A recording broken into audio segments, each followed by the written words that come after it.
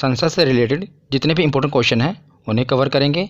उसके बाद हम राज्यसभा को डिटेल में पढ़ेंगे, राज्यसभा के सभापति, उपसभापति इसके बारे में भी पढ़ेंगे। उसके बाद लोकसभा के बारे में डिटेल में पढ़ेंगे, लोकसभा के अध्यक्ष, उपाध्यक्ष इनके बारे में भी पढ़ेंगे। और इससे नेक्स्ट वीडियो में मैं राष्ट्रपति के बारे में बताऊंगा। तो आज की इस वीडियो में हम सिर्फ संसद, राज्यसभा और लोकसभा को कवर करेंगे और नेक्स्ट वीडियो में हम राष्ट्रपति के बारे में पढ़ेंगे। तो चलिए बिना देरी किए हुए वीडियो की शुरुआत करते हैं। और अब हम समझते हैं संसद के बारे में। तो संसद के 3 महत्वपूर्ण अंग हैं। पहला राज्यसभा, दूसरा लोकसभा और तीसरा राष्ट्रपति। राष्ट्रपति भी संसद के महत्वपूर्ण अंग हैं, क्योंकि बिना राष्ट्रपति के हस्ताक्षर किए कोई भी बिल कानून नहीं बनता जब तक उस पर राष्ट्रपति के हस्ताक्षर न हो जाएं। इसीलिए संसद के तीनों महत्वपूर्ण अंग हैं, राज्यसभा, लोकसभा और राष्ट्रपति। तो संसद का वर्णन हमारे संविधान के अनुच्छेद 79 में है। तो जितने भी संविधान के महत्वपूर्ण अनुच्छेद हैं इस पर मैंने वीडियो बना रखी है। अगर आपने वो वीडियो नहीं देखी तो ऊपर मैं आई बटन पर उस वीडियो का लिंक दे दूंगा, उसे ज़रूर देख लेना। और आप लोगों का रिस्पांस उस वीडियो पर बहुत अच्छा रहा है, इसके लिए धन्यवाद। तो हम देखते हैं संसद का जो वर्णन है ये अनुच्छेद 79 में है। तो संसद का जो महत्वपूर्ण अंग है राज्यसभा, इसका वर्णन अनुच्छेद 80 में है और लोकसभा अनुच्छेद 81 में है। उसके बाद आप ये जो नीचे देख रहे हैं इमेज, ये संसद भवन की है। ये संसद भवन के ऊपर की इमेज है। तो ये जो पूरी बिल्डिंग है इसी को हम संसद भवन कहते हैं। तो संसद जो पूरी बिल्डिंग है इसी को संसद भवन कहते हैं। और इसी में ये है लोकसभा, और इधर ये जो देख रहे हैं ये है राज्यसभा, और ये वाला एरिया है ये लाइब्रेरी है संसद भवन के अंदर। और बीच में जो आप ये देख रहे हैं ये है सेंट्रल हॉल। तो ये जो आप देख रहे हैं ये पूरी बिल्डिंग है और इसी के अंदर है लोकसभा, इसी के अंदर है राज्यसभा और बीच में है सेंट्रल हॉल। तो जो संविधान के जो हमारा संविधान का निर्माण हुआ, जो संविधान सभा की बैठक हुई थी वो कहाँ पर हुई थी? तो इसी सेंट्रल हॉल में हुई थी। और सेंट्रल हॉल में ही जैसे किसी विदेशों के प्रतिनिधि आते हैं, मतलब मान लीजिए अमेरिका के राष्ट्रपति आए, उन्हें हमारे संसद भवन में भाषण देना है, तो भाषण कहाँ देंगे? ना तो वो लोकसभा में भाषण देंगे ना राज्यसभा में भाषण देंगे, वो भाषण देंगे सेंट्रल हॉल में। तो आपको मैंने पूरा स्ट्रक्चर बता दिया कि ये पूरी बिल्डिंग को संसद भवन कहते हैं और इसी में है लोकसभा, राज्यसभा और सेंट्रल हॉल, और ये है लाइब्रेरी। तो अब हम संसद के बारे में पढ़ते हैं डिटेल में। तो संसद को ही पार्लियामेंट कहते हैं इंग्लिश में, और इसका उल्लेख अनुच्छेद 79 में है, जैसा कि मैंने आपको बताया। तो पार्लियामेंट जो शब्द है ये फ्रेंच भाषा से लिया गया है। कई बार पूछा गया है कि जो पार्लियामेंट शब्द है कहाँ से लिया गया है, किस भाषा से लिया गया है? तो ये फ्रेंच भाषा से लिया गया है। और संसद की जननी ब्रिटेन को कहते हैं। ब्रिटेन से ही हमने संसदीय प्रणाली ली है और इसी को संसद की जननी कहते हैं। और संसद के कितने अंग होते हैं, यानी कि कितने पार्ट्स होते हैं? तो इसके 3 भाग होते हैं, मैंने आपको बताया, एक राज्यसभा, लोकसभा और राष्ट्रपति। और संसद के कितने सदन होते हैं, दोनों अलग अलग चीज़ें हैं। जब आपसे पूछा जाए कि संसद के कितने अंग होते हैं तो 3 अंग होते हैं, लोकसभा, राज्यसभा और राष्ट्रपति। पर जब पूछा जाए इसके कितने सदन होते हैं, यानी कि कितने हाउस होते हैं, तो 2 हाउस होते हैं, एक राज्यसभा और दूसरा लोकसभा। और जो भारतीय संसद भवन है इसका निर्माण किसने कराया था? तो एडविन लुटियंस और हर्बर्ट बेकर ने ही जो भारतीय संसद है पार्लियामेंट का हमारे डिज़ाइन तैयार किया था। किसने? एडविन लुटियंस और हर्बर्ट बेकर।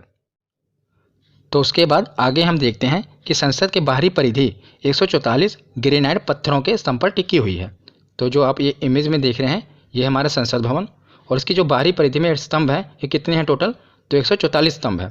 तो जब एग्जाम में पूछा जाए कि संसद भवन की बाहरी परिधि कितने स्तंभों पर टिकी हुई है तो टोटल कितने हैं? 144 ग्रेनाइट पत्थरों के स्तंभ पर टिकी हुई है। उसके बाद नेक्स्ट है कि भारतीय संसद में भाषण देने वाले अमेरिकी राष्ट्रपति, कई बार एग्जाम में पूछा गया है कि कौन से अमेरिका के राष्ट्रपति हैं जिन्होंने भारत के संसद भवन में भाषण दिया। तो टोटल ये 4 हैं, आपको चारों याद रखने हैं। तो सबसे पहले हैं D.D. आइजनहोवर। ये 1959 में इन्होंने भारत का दौरा किया और भारतीय संसद भवन में भाषण दिया। तो भारतीय संसद भवन में इन्होंने भाषण कहाँ दिया बताइए, लोकसभा में या राज्यसभा में? तो मैंने जैसे कि वीडियो की शुरुआत में ही बताया था कि कोई भी विदेशी प्रतिनिधि हो आए, जब वो भारतीय संसद भवन में भाषण देता है तो कहाँ पर देता है? सेंट्रल हॉल में देता है, ना कि लोकसभा और राज्यसभा में। तो सबसे पहले कौन आए थे? D.D. आइजनहोवर, और ये कब आए थे? 1959 में। उसके बाद दूसरा दौरा जिमी कार्टर ने किया 1978 में, और 1978 में इन्होंने भी भारतीय संसद भवन में भाषण दिया। उसके बाद नेक्स्ट है बिल क्लिंटन, ये आए थे 2000 में। 2000 में इन्होंने भारत का दौरा किया और भारतीय संसद भवन में भाषण दिया। और नेक्स्ट है बराक ओबामा, ये सन 2010 में जब आए थे, मतलब मनमोहन सिंह के समय, तो इन्होंने भारतीय संसद भवन में भाषण दिया था। तो आपको ये चारों याद रखने हैं। पहले हैं D.D. आइजनहोवर, दूसरे हैं जिमी कार्टर, और तीसरे हैं बिल क्लिंटन, और चौथे बराक ओबामा। तो उसके बाद नेक्स्ट हम देखते हैं संसद के सत्र। तो संसद के सत्र टोटल कितने होते हैं? तो साल भर में संसद के 3 सत्र होते हैं। पहला बजट सत्र, दूसरा मानसून सत्र और तीसरा शीतकालीन सत्र। तो जो बजट सत्र होता है ये कब होता है? तो ये फरवरी से लेकर मई तक होता है। इसे बजट सत्र क्यों कहते हैं? क्योंकि इसी सत्र में भारत का बजट पेश किया जाता है, इसीलिए इसे बजट सत्र कहते हैं। दूसरा होता है मानसून सत्र, ये होता है जुलाई से लेकर सितंबर तक। और तीसरा होता है शीतकालीन सत्र, ये होता है नवंबर से लेकर दिसंबर तक। और जब पूछा जाए कि सबसे बड़ा सत्र कौन सा होता है, तो बजट सत्र, इसका समयकाल ज़्यादा है, फरवरी से लेकर मई तक। और सबसे छोटा सत्र कौन सा होता है? तो ये शीतकालीन सत्र, नवंबर से दिसंबर तक। तो ये तीनों याद रखिएगा। तो संसद भवन के बारे में बस हमें उतना ही पढ़ना था। अब हम पढ़ते हैं लोकसभा और राज्यसभा के बारे में। तो लोकसभा और राज्यसभा के कुछ अन्य नाम भी हैं जो सीधा वन लाइनर क्वेश्चन पूछ लिए जाते हैं कि बताइए निम्न सदन किसे कहते हैं, उच्च सदन किसे कहते हैं। तो मैंने एक ही स्लाइड में सभी को कवर कर दिया। इस तरफ जितने भी हैं ये सभी लोकसभा के अन्य नाम हैं और इस तरफ राज्यसभा के। तो निम्न सदन किसे कहते हैं? तो लोकसभा को निम्न सदन कहते हैं और उच्च सदन राज्यसभा को कहते हैं। क्योंकि लोकसभा को भंग किया जा सकता है पर राज्यसभा को कभी भंग नहीं किया जा सकता, इसीलिए इसे उच्च सदन कहते हैं। और हाउस ऑफ पीपल ये लोकसभा को कहते हैं और काउंसिल ऑफ स्टेट्स ये राज्यसभा को कहते हैं। क्योंकि जो जनता के द्वारा चुने गए प्रतिनिधि हैं ये कहाँ पर जाते हैं? लोकसभा में। और जो राज्यों के प्रतिनिधि होते हैं ये राज्यसभा में जाते हैं। तो जनता का सदन किसे कहते हैं? लोकसभा को। और चर्चित लोगों का सदन राज्यसभा को। प्रथम सदन किसे कहते हैं? लोकसभा को। द्वितीय सदन किसे कहते हैं? तो राज्यसभा को। क्योंकि जो जनता के प्रतिनिधि होते हैं वो लोकसभा में बैठते हैं, जो जिन्हें डायरेक्ट जनता चुनती है वो लोकसभा में जाते हैं। और राज्यसभा का अलग से चुनाव होता है, मैं आगे आपको वीडियो में बताऊंगा। इसलिए जो प्रथम सदन कहते हैं ये लोकसभा को कहते हैं और द्वितीय सदन राज्यसभा को कहते हैं। अस्थायी सदन कौन सा होता है? तो लोकसभा ही अस्थायी सदन है और स्थायी सदन राज्यसभा। ये कई बार एग्जाम में पूछा जाता है, वेरी वेरी इंपॉर्टेंट, कि अस्थायी सदन किसे कहते हैं? तो लोकसभा को। और स्थायी राज्यसभा को। स्थायी सदन राज्यसभा को क्यों कहते हैं? क्योंकि इसे कभी भंग नहीं किया जा सकता। और उसके बाद युवाओं का सदन लोकसभा को और बड़ों का सदन तो राज्यसभा को। ये कुछ अन्य नाम हैं जो कई बार एग्जाम में पूछे गए हैं। तो अब हमने लोकसभा और राज्यसभा के अन्य नामों के बारे में पढ़ लिया। अब हम देखते हैं कि लोकसभा में सदस्यों की संख्या कितनी होती है। तो अभी हाल ही फिलहाल में लोकसभा के सदस्यों की संख्या में बदलाव हुआ है, वो मैं आपको बताऊंगा। तो पहले लोकसभा में अधिकतम सदस्य कितने होते थे? अधिकतम हो सकते थे 552, जिसमें से 550 राज्यों और केंद्र शासित प्रदेशों से चुनकर आते थे, जिन्हें हम वोट देकर लोकसभा में भेजते थे। और 2 एंग्लो इंडियन होते थे जिन्हें राष्ट्रपति मनोनीत करते थे। 550 का चुनाव होता था और 2 राष्ट्रपति द्वारा मनोनीत किए जाते थे। तो 550 में से 530 राज्यों से आते थे सदस्य और 20 केंद्र शासित प्रदेशों से। तो ये एंग्लो इंडियन क्या होते हैं ये भी मैं आपको आगे बताऊंगा। अभी पर हाल ही फिलहाल में संविधान में एक संशोधन हुआ। तो संविधान संशोधन 104 के अंतर्गत क्या हुआ कि जो एंग्लो इंडियन थे इनका आरक्षण अब खत्म कर दिया गया लोकसभा से। तो जो पहले जो 2 सदस्य होते थे जिन्हें राष्ट्रपति मनोनीत करते थे, इनका आरक्षण क्या कर दिया गया? लोकसभा से खत्म कर दिया गया। तो अब पूछा जाए कि इनका आरक्षण खत्म करने के बाद अब लोकसभा में अधिकतम सदस्यों की संख्या कितनी है? तो कितनी हो सकती है? तो 550 हो सकती है, जिसमें से 2 तो खत्म हो गए तो बचे 550। तो टोटल ये 550 अब अधिकतम सदस्य हो सकते हैं, जिसमें से 530 राज्यों द्वारा और 20 केंद्र शासित प्रदेशों द्वारा। तो एंग्लो इंडियन कौन होते हैं मैं आपको बताता हूँ। तो जिनके पिता दादा परदादा यूरोप के यानी कि अंग्रेज हो और जो उनकी माँ हो भारतीय हो, तो उनकी जो संतान होगी वो एंग्लो इंडियन कहलाएगी। मतलब जब अंग्रेज भारत में रहते थे तो उन्होंने जब भारतीय महिला से विवाह कर लिया तो जो इन दोनों से जो संतान हुई वो क्या कहलाई? एंग्लो इंडियन कहलाई। मतलब पिता तो है अंग्रेज पर माँ भारतीय है, तो इनकी संतान क्या कहलाएगी? एंग्लो इंडियन कहलाएगी। तो अभी तक क्या होता था कि लोकसभा में 2 एंग्लो इंडियन को राष्ट्रपति मनोनीत करते थे, इनका आरक्षण था। पर अभी संविधान संशोधन 104 के अंतर्गत एंग्लो इंडियन की सीट का जो आरक्षण है इसे खत्म कर दिया गया है। तो पहले 552 अधिकतम सदस्य हो सकते थे, अब 2 एंग्लो इंडियन को खत्म कर दिया गया सदस्यता। तो अब कितने हो गए? तो अधिकतम कितने सदस्य हो सकते हैं? अब 550 हो सकते हैं। आशा करता हूँ आपको डायग्राम से क्लियर होगा। तो अधिकतम सदस्यों की संख्या तो हमने देख ली। अब हम देखते हैं कि लोकसभा में वर्तमान सदस्यों की संख्या कितनी है। तो आप कंफ्यूज मत होइएगा कि अधिकतम सदस्यों की संख्या कितनी है, वर्तमान सदस्यों की संख्या कितनी है, इसीलिए मैंने डायग्राम से बताया है। तो चलिए मैं आपको एक उदाहरण से और क्लियर कर देता हूँ। मान लीजिए जब आपने किसी कॉलेज में एडमिशन ली थी ग्रेजुएशन करने के लिए, तो उसमें सीटें होती थी ना, लिमिटेड होती थी। मान लीजिए जिसमें आपने एडमिशन ली थी उसमें 50 सीट थी ग्रेजुएशन के लिए। पर जब एडमिशन हुई बच्चों ने कितनी सीटों पर एडमिशन हुई? सिर्फ 45। 5 बच्चों ने एडमिशन नहीं लिया। टोटल कितने बच्चे एडमिशन ले सकते थे? 50। यह है अधिकतम संख्या। पर वर्तमान में अगर पूछा जाए कि उसमें कितने बच्चों ने एडमिशन ली तो 45। 5 सीटें भी खाली है ना।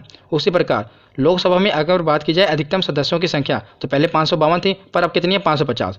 पर अगर पूछी जाए कि वर्तमान में कितनी है, अधिकतम कितनी हो सकती है, वो तो 550 है, पर वर्तमान में बात की जाए तो 543 है। 545 पहले हुआ करती थी, पर 2 एंग्लो इंडियन का आरक्षण खत्म कर दिया गया। तब कितने सदस्यों की संख्या है? तो 543, और 543 में से 530 राज्यों में से है और 13 केंद्र शासित प्रदेशों में से। पर कहानी यहीं पर ख़त्म नहीं होती। जैसा कि आपको पता है कि अनुच्छेद 370 को ख़त्म कर दिया गया। तो पहले जो जम्मू कश्मीर होता था ये एक पूरा राज्य होता था ना, लेकिन अब इसे क्या किया गया, 2 केंद्र शासित प्रदेशों में बांट दिया गया। एक तो जम्मू कश्मीर और दूसरा लद्दाख। तो इसमें पहले टोटल 6 लोकसभा की सीटें होती थी जब ये राज्य था, लेकिन जब से ये केंद्र शासित प्रदेश बना है तो क्या हुआ, अब इसे डिवाइड कर दिया गया। 5 जो सीटें हैं लोकसभा की ये जम्मू कश्मीर प्रदेश के पास है और एक लद्दाख के। तो अभी ये घोषित है, याद रखिएगा, जब से ये केंद्र शासित प्रदेश बना है अभी चुनाव नहीं हुआ। जब 2019 में चुनाव हुआ था तो ये राज्य था। तो अभी वर्तमान में बात की जाए तो 530 जो है राज्यों से हैं और 13 केंद्र शासित प्रदेशों से। पर आगे जब चुनाव होगा तो इसमें अपडेशन हो जाएगी। क्या होगा कि जो 6 ये सीटें हैं राज्यों में से कम हो जाएंगी, क्योंकि ये तो केंद्र शासित प्रदेश बन गया, और ये ऐड कहाँ पर हो जाएंगी, केंद्र शासित प्रदेशों में से। तो आगे क्या होगा कि जब आगे पूछा जाए कि जब इस मतलब अभी अपडेट नहीं हुआ है, अभी तो कितना है, अभी पूछा जाए कि वर्तमान में सदस्यों की संख्या तो 530 ही है और राज्यों से और केंद्र शासित प्रदेशों से। लेकिन जब इसमें चुनाव हो जाएगा तो राज्यों में कितनी हो जाएगी, 524, क्योंकि 6 लेस हो जाएगी और यही 6 इसमें केंद्र शासित प्रदेश में ऐड हो जाएगी। तो केंद्र शासित प्रदेशों में से कितनी हो जाएगी, तो 19 हो जाएगी। आशा करता हूँ आपको पूरा डायग्राम से क्लियर हो गया होगा। तो वर्तमान के सदस्यों की संख्या और अधिकतम सदस्यों की संख्या आपको पूरा याद हो गया होगा। उसके बाद हमने पूरा लोकसभा के बारे में देख लिया और राज्यसभा में भी सदस्यों की संख्या देख लेते हैं। इसमें कन्फ्यूज़न है, ये तो आपको आराम से क्लियर हो जाएगा। तो राज्यसभा में अधिकतम सदस्यों की संख्या कितनी हो सकती है, तो 250। तो 250 में से 238 हैं ये राज्यों और केंद्र शासित प्रदेशों से हैं, और 12 को क्या होता है कि 12 जो सदस्य हैं इन्हें राष्ट्रपति द्वारा मनोनीत किया जाता है। 238 तो राज्यों और केंद्र शासित प्रदेशों का प्रतिनिधित्व करते हैं और 12 जो है ये राष्ट्रपति द्वारा मनोनीत किए जाते हैं। तो किन्हें राष्ट्रपति द्वारा मनोनीत किया जाता है, तो इसके बारे में लिखा गया है कि जो कला, विज्ञान, साहित्य और समाज सेवा की फील्ड से हैं उन्हें राष्ट्रपति द्वारा मनोनीत किया जाता है। यानी कि आर्ट्स, साइंस, लिटरेचर और सोशल सर्विस से रिलेटेड हो उन्हें ही राष्ट्रपति द्वारा मनोनीत किया जाता है। तो कितने सदस्यों को, 12। ये है अधिकतम। लेकिन अभी बात की जाए तो वर्तमान में, तो वर्तमान में राज्यसभा के सदस्यों की संख्या कितनी है, तो 245, जिसमें से 12 सदस्यों को राष्ट्रपति द्वारा मनोनीत किया जाता है। तो 245 में प्लस हुए 12 तो बचे कितने, 233, और 233 को राज्य और केंद्र शासित प्रदेशों से चुना जाता है। तो आशा करता हूँ ये भी आपको क्लियर होगा। तो राज्यसभा और लोकसभा के सदस्यों की संख्या के बारे में हमने पढ़ लिया। अब हम लोकसभा और राज्यसभा को डिटेल में पढ़ते हैं कि इससे कौन कौन से प्रश्न बनते हैं। तो इन दोनों को मैंने इकट्ठा ही कवर कर दिया है ताकि आप कंपेयर करके पढ़ें, क्योंकि जब आप कंपेयर करके पढ़ेंगे ना तो आपको ये ज़्यादा देर तक याद रहेंगे। तो इस तरफ है लोकसभा और इस तरफ है राज्यसभा। तो लोकसभा का वर्णन अनुच्छेद 81 में है और राज्यसभा का वर्णन अनुच्छेद 80 में है। तो लोकसभा का कार्यकाल कितना होता है, तो लोकसभा का कार्यकाल होता है 5 साल और राज्यसभा का कार्यकाल, तो याद रखिएगा जब पूछा जाए राज्यसभा का कार्यकाल कितना होता है तो राज्यसभा का तो कार्यकाल अनंत होता है, क्योंकि ये तो कभी भंग ही नहीं होती। पर राज्यसभा के सदस्यों का कार्यकाल होता है 6 साल, याद रखिएगा। तो दूसरा पॉइंट है भंग। तो भंग किया जा सकता है, किसे भंग किया जा सकता है, तो लोकसभा को भंग किया जा सकता है पर राज्यसभा को कभी भंग नहीं किया जा सकता। ये क्यों नहीं किया जा सकता ये मैं आपको आगे बताऊंगा। तो 2 पॉइंट कवर हो गए, इसे भंग किया जा सकता है, राज्यसभा को भंग नहीं किया जा सकता।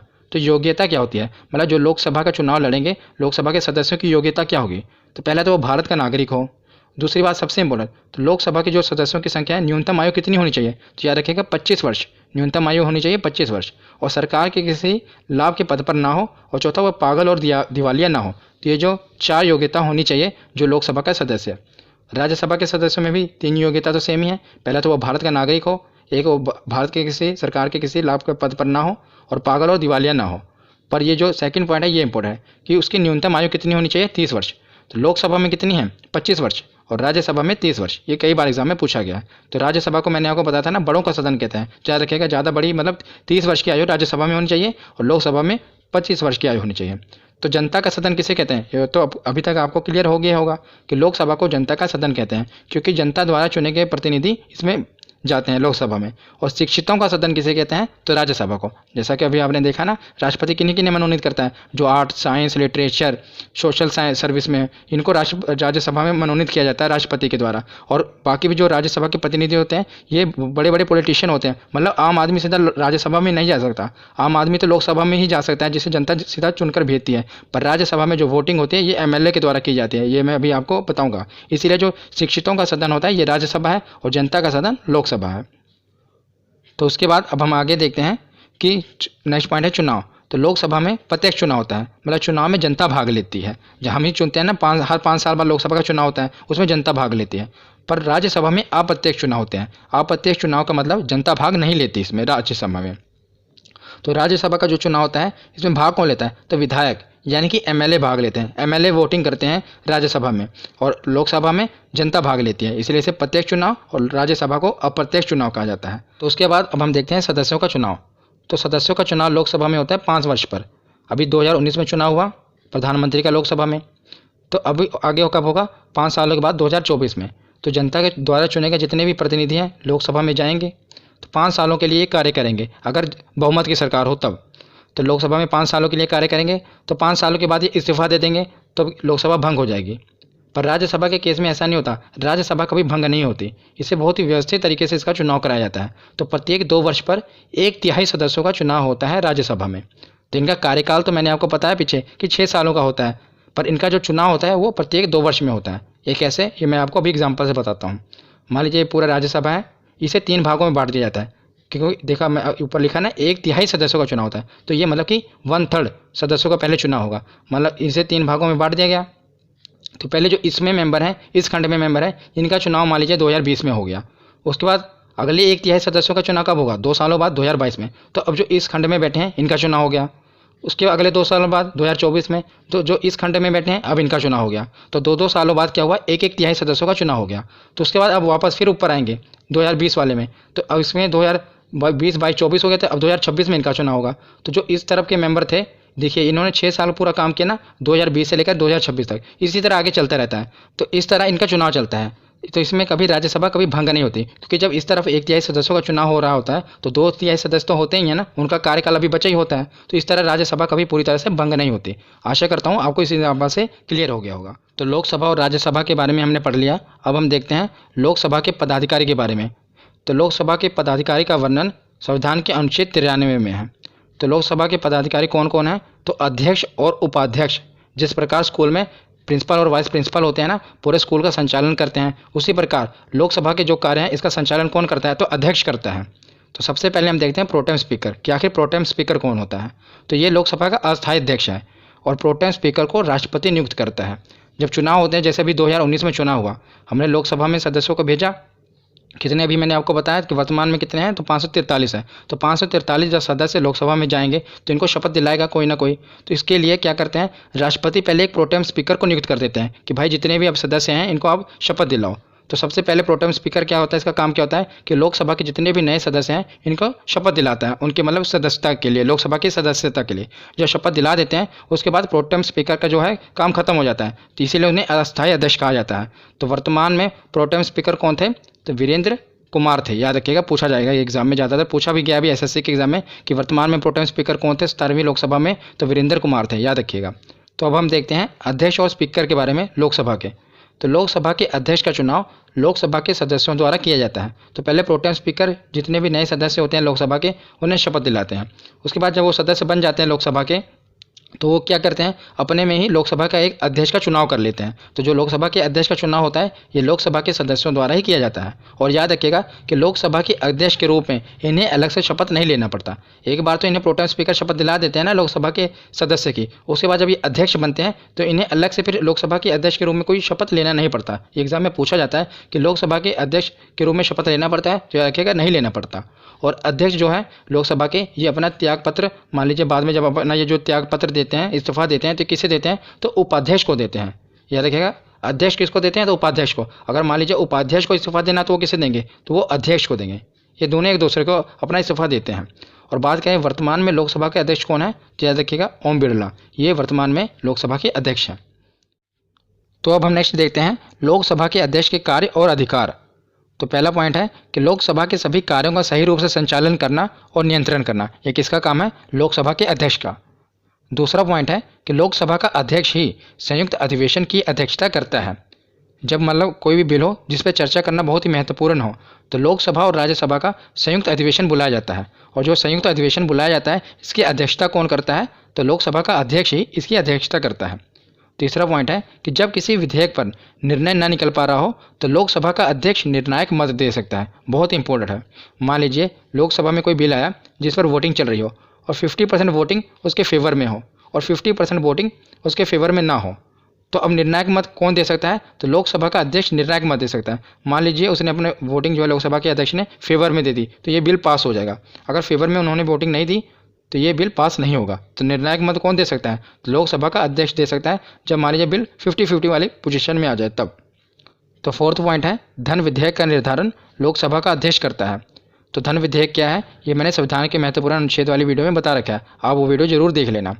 नेक्स्ट पॉइंट है कि अगर लोकसभा का कोई अध्यक्ष 60 दिनों तक बिना अनुमति लिए संसद के अधिवेशन से अनुपस्थित रहता है तो उसकी सदस्यता को समाप्त किया जा सकता है। तो लोकसभा का अध्यक्ष जो है उसकी सदस्यता को समाप्त कर सकता है, मतलब सदन उसकी अध्यक्षता को समाप्त कर सकता है कि कोई भी मान लीजिए जो सदस्य है लोकसभा का वो 60 दिनों तक बिना अनुमति लिए संसद का अधिवेशन है उसमें अनुपस्थित रहता है। अगर अनुमति ले ली फिर तो कोई बात नहीं है, अगर अनुमति नहीं ली, अगर लगातार 60 दिनों तक अधिवेशन में भाग नहीं लिया तो उसकी सदस्यता को खत्म किया जा सकता है। ये भी लोकसभा के अध्यक्ष में पावर है, ठीक है, याद रखिएगा। उसके बाद ये दो काफ़ी इंपॉर्टेंट है, काफ़ी बार एग्जाम में पूछे गए हैं कि पहले लोकसभा के अध्यक्ष कौन थे? तो गणेश वासुदेव मावलंकर ये पहले लोकसभा के अध्यक्ष थे। और पहली महिला अध्यक्ष कौन थी? तो मीरा कुमार, कुमारी नहीं है, याद रखिएगा कुमार है, मीरा कुमार ये पहली महिला अध्यक्ष थी लोकसभा की। तो लोकसभा के पदाधिकारी के बाद अब हम देखते हैं राज्यसभा के पदाधिकारी के बारे में। तो राज्यसभा का पदाधिकारी का वर्णन अनुच्छेद 89 में है। तो लोकसभा का पदाधिकारी कौन होते थे? अध्यक्ष और उपाध्यक्ष। और राज्यसभा के पदाधिकारी होते हैं सभापति और उपसभापति। तो अब हम देखते हैं सभापति के बारे में। तो भारत का उपराष्ट्रपति ही राज्यसभा का सभापति होगा। माफ़ कीजिएगा, मैंने यहाँ पर गलती से राष्ट्रपति लिख उठा, पर यहाँ पर उपराष्ट्रपति आएगा। भारत का उपराष्ट्रपति ही राज्यसभा का सभापति होगा। और सभापति संसद का सदस्य नहीं होता, ये बहुत इंपॉर्टेंट है। जब हमने लोकसभा में अध्यक्ष के बारे में पढ़ा तो वो संसद का सदस्य होता है, मतलब उस समय लोकसभा का अध्यक्ष होता है, पर जो सभापति होता है ये संसद का सदस्य नहीं होता, ये याद रखिएगा। और सभापति की अनुपस्थिति में उपसभापति उनका कार्य करेंगे। तो मान लीजिए सभापति नहीं है तो उनकी अनुपस्थिति में उपसभापति उनका कार्य करेंगे। और सभापति जो उपराष्ट्रपति होते हैं ये अपना त्यागपत्र राष्ट्रपति को देंगे। ये काफ़ी बार एग्जाम में पूछा गया है, क्योंकि हम गलती कर देंगे कि जो सभापति हैं ये उपसभापति को अपना त्यागपत्र देंगे, पर नहीं, ये उपराष्ट्रपति होते हैं ना, तो जो उपराष्ट्रपति हैं ये राष्ट्रपति को अपना त्यागपत्र देंगे और उपसभापति अपना त्यागपत्र सभापति को। उपसभापति तो सभापति को देंगे, पर जो सभापति हैं